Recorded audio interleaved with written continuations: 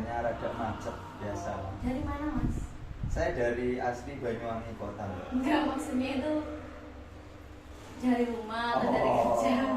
Tadi saya dari rumah. Kebetulan kerjanya hari ini libur, Mbak. Gimana nih Mas kabarnya? Alhamdulillah baik. Rada-rada flu dikit, Mbak. Tadi di perjalanan apa ada kendala? Tidak ada sih, Mbak, cuma agak macet sedikit wajar. Dari rumah aja sama langsung sini gitu? Iya, dari rumah, Mbak. Kebetulan kerjanya libur jadi nggak kemana-mana hari ini. Sebelumnya kenalan dulu ya Mas, kita kan baru pertama. Oh iya, boleh tuh, Mbak, pasti. Perkenalkan saya Badir, bisa dipanggil Badir gitu aja. Kalau Masnya sendiri siapa? Kalau nama saya itu Arianto Hamzah, biasa dipanggil Ari. Kalau di pekerjaan dipanggil Hamzah. Kalau lebih enaknya nih Mas ya, saya manggil Ari atau Mas Ari atau mungkin Pak Ari gitu. Seenaknya Mbaknya saja. Saya panggil Mas aja ya Mas. Boleh, Mbak. Sebelumnya Mas udah pernah nggak sih melakukan konseling sebelumnya? Belum pernah sih, Mbak, karena memang baru kali ini mengenal dunia konseling.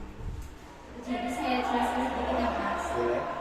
Jadi gini Mas, konseling itu proses bantuan yang diberikan oleh konselor untuk mengentaskan masalah konseling. Nah di dalam konseling itu bukan hanya konselor yang menyelesaikan, tapi konselor hanya membantu mengentaskan masalah yang dialami konseling dengan beberapa solusi-solusi. Nanti konselingnya sendiri tuh memilah dan memilih solusi yang mana nih gitu. Jadi tetap yang menentukan masalah itu terselesaikan konseling sendiri gitu, Mas.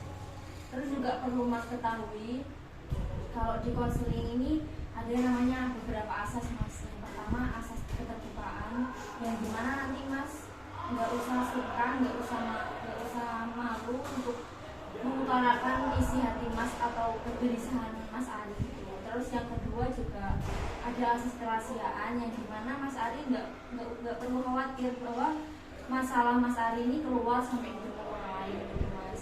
Jadi cukup saya, Mas Ari dan Tuhan saja yang tahu. Nah terus Mas, di proses konseling ini kita ada beberapa waktu nih, biasanya 30 menit. Apakah sudah cukup Mas? Cukup. Oke, langsung saja Mas Ari bisa diceritakan apa sih yang masalah Mas Ari alami? Oke, jadi gini, Mbak. Saya itu orang yang perfeksionis terhadap tujuan hidup. Nah, di sisi lain saya itu menyukai organisasi. Nah, kan untuk kumpul organisasi itu kan juga terkadang harus meluangkan waktu pekerjaan, waktu istirahat. Nah, seringkali itu saya itu lupa akan kesehatan, akan menjaga pola makan, pola tidur, karena yaitu perfeksionis terhadap tujuan hidup. Jadi antara kerja, organisasi, kegiatan itu sangat saya eksploitasi.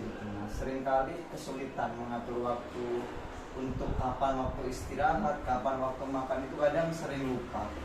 Jadi akibatnya terkadang kalau sudah kecapean, jatuh sakit, sering seperti itu. Nah itu yang jadi masalah dalam diri sampai saat ini. Kalau boleh tahu Mas Ari tinggal sendiri apa sama orang tua? Kebetulan sama orang tua, Mbak. Kalau tanggapan dari orang tua Mas Ari bagaimana? Dengan perilaku Mas Ari yang sering lupa atas kesehatan Mas Ari sendiri?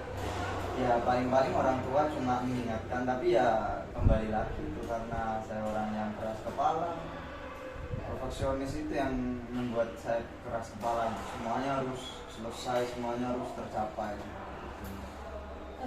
Dalam beberapa waktu Mas Ari merasakan bahwa Mas Ari ini adalah seseorang yang memiliki sifat perfeksionis, apakah Mas Ari merasa nyaman dengan sikap tersebut?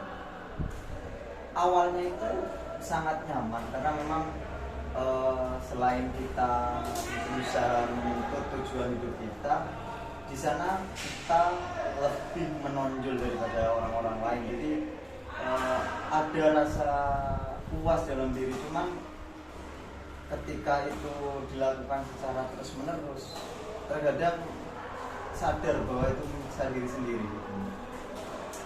kalau Mas Ali sudah sadar bahwa sikap perfeksionis yang Mas Ali alami itu mengganggu kesehatan Mas Ali, langkah apa sih yang selama ini Mas Ali lakukan untuk mengatasi hal tersebut? Nah itu belum pernah mengatasi Mbak, jadi tetap pada tujuan awal meskipun nggak ada sakit terus lupa makan apa semuanya ya tetap pada pendirian itu. Jadi ya sampai saat ini belum bisa mengatasi itu. Mas Ali pernah nggak sih kayak buat jadwal pagi saya harus makan on time, terus siang saya harus melakukan kerjaan ini, jadi benar-benar jadwal itu terjadwal gitu Mas? Pernah? Tidak pernah Mbak, jadi kalau makan kalau nunggu lapar gitu, istirahat kalau nunggu benar-benar capek gitu. Tapi kalau kegiatan itu selalu terjadwal gitu. Ini harus kerja, pulangnya harus organisasi gitu. Tapi kalau untuk makan dan istirahat itu nggak pernah terjadwal gitu Mbak. Berarti Mas Ari di sini kelemahannya karena sering memberikan makan, tidak mementingkan kesehatan Mas Ari sendiri ya Mas. Iya. Coba deh Mas Ari terapin langkah awal dulu, tanamkan dalam diri Mas Ari bahwa kalau aku nggak makan pasti pekerjaan yang lain itu kapan tidak terselesaikan. Apakah Mas Ari pernah nggak sih merasa aku belum sarapan tapi Mas Ari ini harus kerja dengan kekuatan ekstra, otomatis kan Mas Ari loyo terus kekurangan tenaga gitu, pernah Mas? Belum pernah Mbak. Yang penting ya sudah melakukan, semangat. Kadang lupa makan, sakit, itu konsekuensinya itu bagi saya Mbak. Tapi lapar nggak?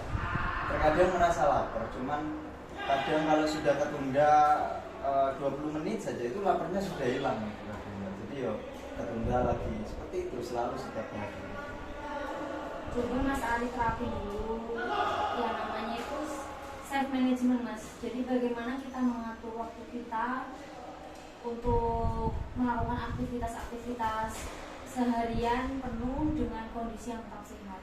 Contohnya Mas Ari harus mulai menanamkan dalam diri Mas Ari kalau saya harus makan pagi, saya harus makan, terus saya kerja, nanti siang juga saya harus makan kembali agar kesehatan Mas Ari itu lebih terjaga Mas.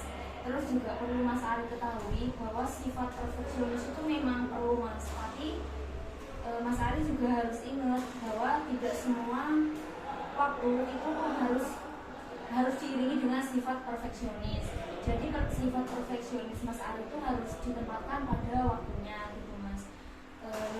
Alangkah lebih baiknya Mas Ari bukan mengurangi ya Mas Ari lebih memperdulikan kesehatan Mas Ari sendiri dan mengesampingkan sifat perfeksionis Mas Ari dengan pekerjaan tersebut. Karena kalau Mas Ari terus-terusan lupa makan, lupa tidur, istirahat juga gak cukup, sakit-sakit terus, masa Mas Ari akan mengorbankan pekerjaannya itu tersebut? Pasti Mas Ari nggak mau kayak gitu kan? Ya pasti semua orang berpikiran seperti itu termasuk saya Mbak. Cuma ya masih self managementnya yang kata saya itu masih belum bagus gitu. Iya Mas, jadi sedikit motivasi dari saya ya Mas. Mas Ari juga harus ingat di sekeliling Mas Ari itu ada orang yang mendukung Mas Ari. Ketika ibu Mas Ari mengingatkan makan, ya makan, jangan alah nanti aja wis, jangan kayak gitu. Pastikan ibu Mas Ari nggak mau kan Mas Ari sakit. Nah ketika Mas Ari sakit pun pasti ibu Mas Ari yang susah kan. Iya Mbak. Ya makanya itu Mas dijaga pola makannya Mas. Berarti harus buat self management itu ya Mbak, mengatur itu. Kalau Mas ada kesusahan dengan mengatur waktu, nanti bisa saya buatkan Mas sesuai dengan aktivitas Mas hari sehari-hari. Oh boleh tuh Mbak. Nanti setelah saya buatkan, Mas Ari terapi dulu 1 minggu. Ketika sudah ada perubahan atau mungkin ada kendala, Mas Ari bisa kembali lagi kepada saya. Boleh tuh Mbak sarannya. Nanti saya kirim beberapa jadwal kegiatan saya ya Mbak selama 1 minggu gitu. Iya Mas. Sejauh ini Mas Ari udah merasa lega belum dengan konseling kali ini? Sudah lumayan lega sih Mbak, sedikit sadar lah. Atau mungkin ada beberapa hal lagi yang belum Mas Ari lupakan? Sepertinya ada, cuma itu sih Mbak permasalahannya. Baik Mas, sekian dulu ya karena waktunya sudah hampir 30 menit. Kita akhiri proses konseling kali ini. Nah Mas Ari, kita kalau Mas Mas Ari kurang lega, terus juga kurang bisa memakai solusi atau saran dari saya, Mas Ari bisa hubungi saya lagi untuk tindakan lebih lanjut. Siap, boleh. Ya, saya ucapkan terima kasih atas bantuan Mbak. Iya Mas. Ya sudah, kalau begitu saya pamit dulu ya Mbak. Iya Mas, makasih ya Mas. Sama-sama Mbak.